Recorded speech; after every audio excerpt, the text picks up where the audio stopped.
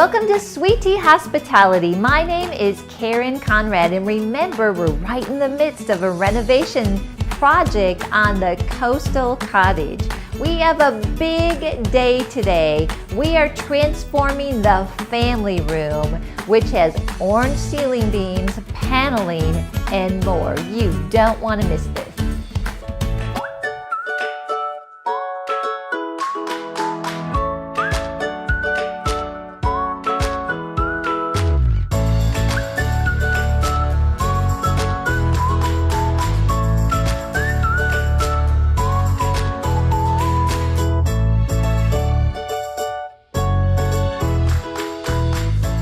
Thank you for joining me today on Sweet Tea Hospitality, inspiration for your heart and home. I'm Karen Conrad, and today we are working on the coastal cottage family room. It's the room in the house that the family should gather at the end of the day, relax, read a book, play games, watch movies, or just be able to cozy up by the fireplace. It is important to create an atmosphere of safety, peace, and relaxation for our families. When we purchased the coastal cottage house, the family room felt cold, dingy, dirty, anything but a place to relax at the end of the day. We had some major work ahead of us. We are tackling the decisions on the family room today, and we did have one unexpected thing with the patio door. It was actually putting backwards. Oh my goodness. So we have to replace that. But also these beams, I've got to figure out what to do. It's an 8-foot ceiling, so it feels really kind of like it's coming down on our head and then amplified because for whatever reason the previous owners had ceiling fans that were hooked to the ceiling beams. So I'm just 5'6", but I felt like I was going to hit my head. So we're going to figure out today how we can cover up the holes from those in the beams. And if I can keep the beams, will it look nice if I paint them alabaster? And that might give me a little more room. This is the family room, and we've been going to all sorts of stores to try to figure out what to put on the floor. So initially we were going to do tile in the front entryway and tile in the bathroom back here. But what I decided to do to simplify things is just go with a laminate vinyl in all of the area of the house that's on this side outside of the bedrooms. So we're gonna do the front living room, dining room. We're opening up the wall, coming in here with this color, and the kitchen, hallway, and the foyer, even the little bathroom. So I learned a couple things in this process. I wanna pass these tips on to you.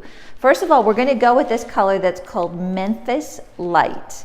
And it's really nice. I'll hold it up for you so you can see it.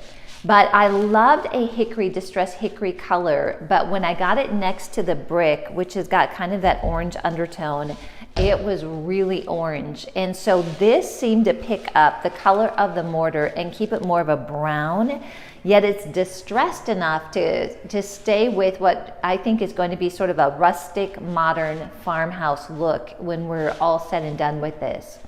We picked out alabaster for the trim, which is a Sherwin-Williams color, and also for the paneling, which is looking like shiplap.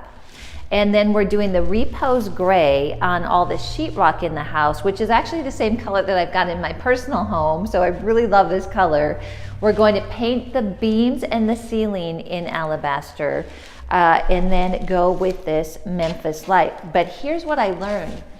You know, when you're in the store, everything looks really, really nice. And we bring it home, and I like to take it and put it, you know, right up to the brick, take a look at that, bringing it in all the different rooms to see how this looks in all the different rooms. But I've had a couple picked out that I thought looked amazing using that method, and it's an important method to follow. But you know what? I went online and I thought, I better see this like laid out in a whole house or in a big room. And when I did that, I went online and I clicked on the picture that showed me this where I'm going to purchase it. In a couple slides, they usually always show you an entire house or a main house or main part of the house. So I looked at the rooms with some of the samples I had picked out, and I was like, oh no, it looks so different when it was laid out in a big space compared to just this piece, which makes sense. So what I found is some of them looked really streaky. I found out that some of them looked like too much of a black where we had these knot holes. It was just too evident. And so this is what we saw in an entire room when we thought, you know what, I think this one is going to work. So that's a good tip for you before you buy a floor. Take a look at the picture and make sure that you like how it looks in a big space, in a picture in an entire room.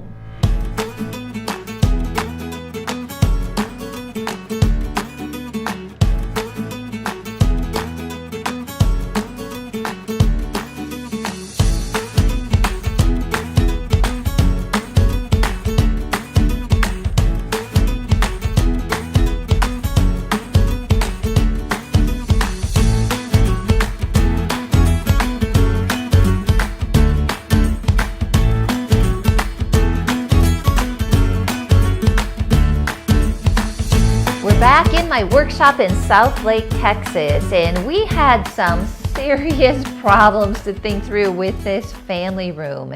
And the first one that you couldn't miss when you walked into the property is there were ceiling fans attached to the ceiling beams that came down, and literally, like, you would almost walk into them. Even for me, I'm 5'6", and at that point, anybody coming in there over 6 feet tall would definitely hit their head on those ceiling fans. And then the beams was a big question. I really didn't know what to do at first with those beams, and that was one of those things. I had to come back to the workshop and get my magazines out and start, Googling for pictures and images of different ceilings and beams, because do we keep them a wood color? Can I paint them the alabaster color? And I found an inspiration piece in the magazine that really helped me with that decision. And I did paint them alabaster and pulled those ceiling fans out, added those can lights, those recess lights, a light on the fireplace, and it completely changed the look of the room. Now, instead of walking in and feeling like the ceiling was, coming down on my head, now when I walk in the family room, it just felt like it was open. It's really amazing. Nothing structurally happened in that room, but the use of paint and just thinking through some of the obstacles that you see in the house and how to overcome it can really bring some nice solutions. So I'd encourage you, if you're considering updating a room, maybe you've got wood beams, or you're thinking of adding, you like the look of wood beams, but you've got 8-foot ceilings, putting beams and painting them the same color as the ceiling or as your trim is beautiful, and something that I think you could consider almost in any room, whether you have vaulted ceilings or not. The paneling was painted a yellowish color, and that was a big decision, because do we pull the paneling out, which we considered, and sheetrock it or just replace it with a different type of shiplap? Or could we work with this paneling and paint it the alabaster color? That's what I decided to do. As I was working on my color scheme and just pulling all the colors together, remember we go through and I would pull different colors out, see how they work together. I realized that if I did most of that paneling, or all of the paneling, which was most of the walls in that room, the painted alabaster, it would really give me that coastal look and go really well with the fireplace where we did the schmear instead of painting. And with the wood floor, the Memphis oak light floor, it just pulled it all together beautifully. The family room had old, filthy carpet, and when we started to pull that carpet up, what we found was there is about 3 layers below that of old flooring. Now, I didn't plan to have to deal with old flooring. I wasn't sure if we needed to pull it up. I had hoped that we could just move, or put the Memphis oak light floors, like put it right over the top. But what happened is we realized that some of the vinyl flooring was slippery. So when we would put the laminate on top, because it floated, it would actually slide and the floor would move. This isn't something that I would have considered. I was so grateful that Melchor, our general, could help us think through that. So we had to have the guys pull that vinyl flooring off, and with that we were able to even out the flooring from all the different rooms with the cushion or the layer that goes underneath the laminate flooring, and put the laminate all the way through in the kitchen, the dinette, the formal living, the formal dining, and the family room. So at the end of the day, the family room being the focal point with the big fireplace really turned out to be the room that we felt we would relax in, watch TV, kind of that hangout place with a fireplace, with the patio door going outside to the patio. But it turned out to be the room that really set the tone for the design of the coastal cottage.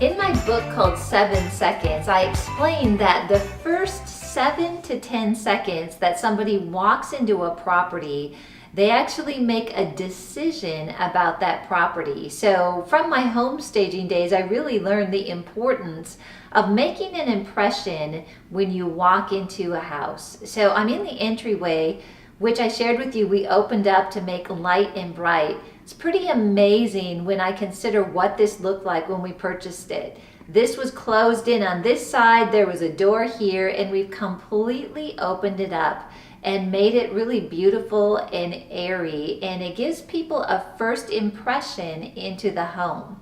So I have a fun little design trick for you. One of the things we realized that we needed here is an outlet, because I like to put a lamp in the entryway. The problem was our electrician said he couldn't do it because some of the things that were behind the walls. And so Dave came up with this ingenious idea, and it's getting those puck lights that we got. You can get them anywhere, Home Depot and even Walgreens. And this one that we got has a remote. And so what we did is we put those puck lights in the lamp. And when I click on the remote, it turns it on as if there's an electrical outlet. And I even took the cord and ran it behind to make it look like there was an outlet. So that's one of the tricks here. The other one that I want to share with you is I did a knockoff on a Pottery Barn look that I actually have in my own home. And it is with the candles and having the little tea lights lit in it.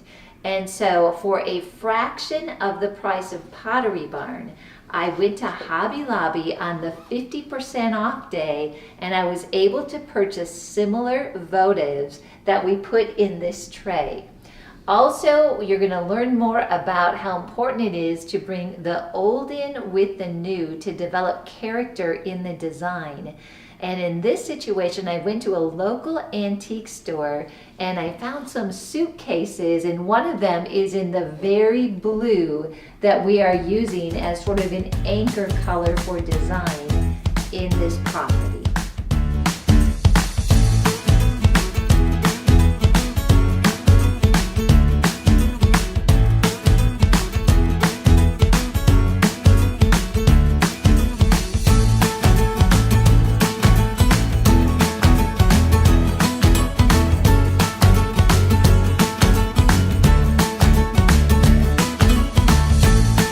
a huge problem in the family room, and at this point we were really trying to watch our dollars and not go too in deep with the renovations, because really it can get exciting. You want to do more and more and more. And the patio door itself looked like it was going to be okay until we realized, and I don't know why we didn't catch this in the inspection, but the patio door was actually put in backwards. Yes.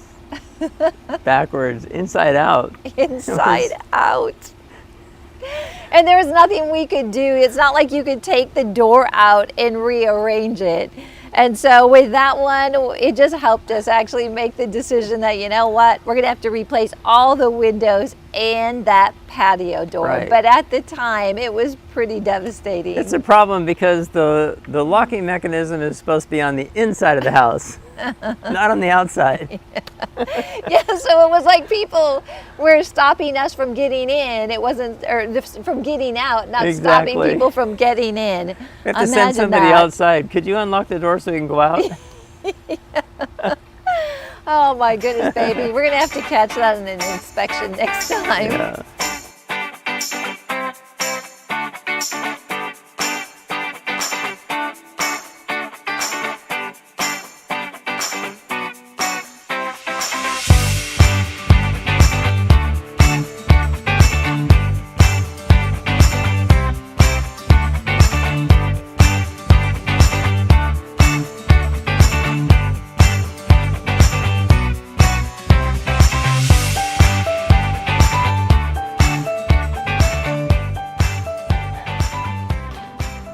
At Sweet Tea Hospitality, we have a tagline that says, inspiration for your heart and home. There is such a connection between our hearts and our home. And that in itself just tells us there's a connection with God in our homes. So how does Scripture relate to, you might say, a family room? Well, when you think about it, at the end of the day, it's where we relax together as a family. And Matthew 11:29, this is from the Amplified, says this, "Take my yoke upon you and learn of me, for I am gentle, meek, and humble, lowly in heart, and you will find rest," which it describes as relief and ease and refreshment and recreation and blessed quiet for your souls. Doesn't that sound like exactly how we want our family room to be at the end of the day?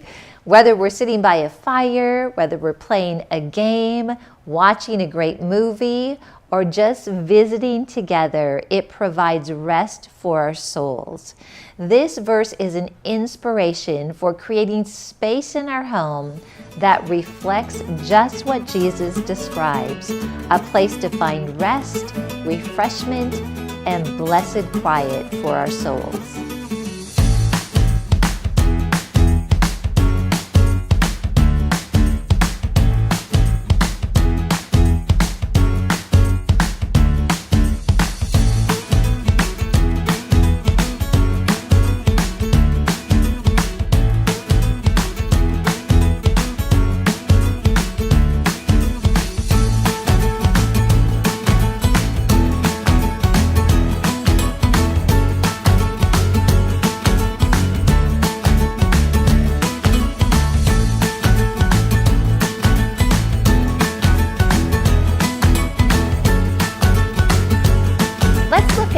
Cost of the decisions we made in the family room. Now, the elements in the family room tie into a lot of other areas of the house. For example, painting the paneling is really in the bit of painting the entire property. Flooring was used in multiple rooms. So I'm going to break this down for you the best that I can, understanding that as you get a bid to do the project, which is the least expensive way, you may not always be able to tell exactly how much it is in each room. So the Memphis Light Oak, that flooring, I recommend it. We absolutely love it. We got it at Home Depot, and it was only $1.49 a square foot. Just keep in mind that you do need to add a liner, and you do have to have it installed unless you do it yourself. But here's a tip for you. In the surplus store that is in the area that we purchased the property, we were able to pick up that installation material at about half the price that we would have had to pay at a Home Depot or a Lowe's. I encourage you to take a look in the area that you live or the nearby areas and see if there are surplus stores. You can save a lot of money, and if you pick and choose carefully, you can not drive the design by the surplus store, but you can find things that actually fit into your design plan. We saved about $1,200 by painting the paneling and not replacing the sheetrock. If you are in an older home and you've got paneling, or you're looking at purchasing a property that has paneling, I would just encourage you not to make the immediate assumption that you have to replace it. You want to make sure that it's in good shape, that it doesn't have holes in it, that there's some insulation behind it. But once you find out those things, you can paint over it and it looks beautiful. Matter of fact, I think it really adds to the charm of this home, kind of something that was there at the beginning that we could use, like those kitchen cabinets. The patio door was a funny one. We found out that the patio door, which is in the family room, was actually installed backwards, and we had to replace it. It wasn't working well. We did all the windows. The patio door was the most expensive window, which makes sense because there's a lot of glass to it and the installation is a little bit more complicated. But that was $1,479, and it was a really great investment, and it leads to the patio, so it's important that that was functioning well. So the things that we did had a big impact without the big price.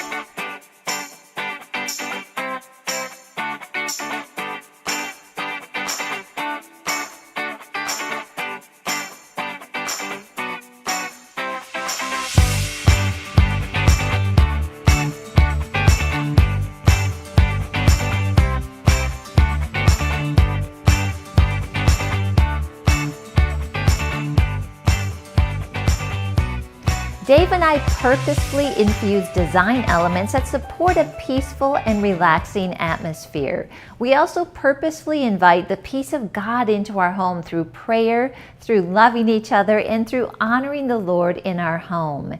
It's really combining the spiritual with the natural that creates a beautiful atmosphere in our homes that truly reflect Jesus. I hope today's program has inspired you to invite God into your home and your design elements to create that place of enjoyment and really minister to the hearts in your home. Remember to share with your friends about liftable.tv. I also encourage you to go to my website, KarenConrad.net. Thank you so much for joining me today, and I'll see you next time on Sweet Tea Hospitality.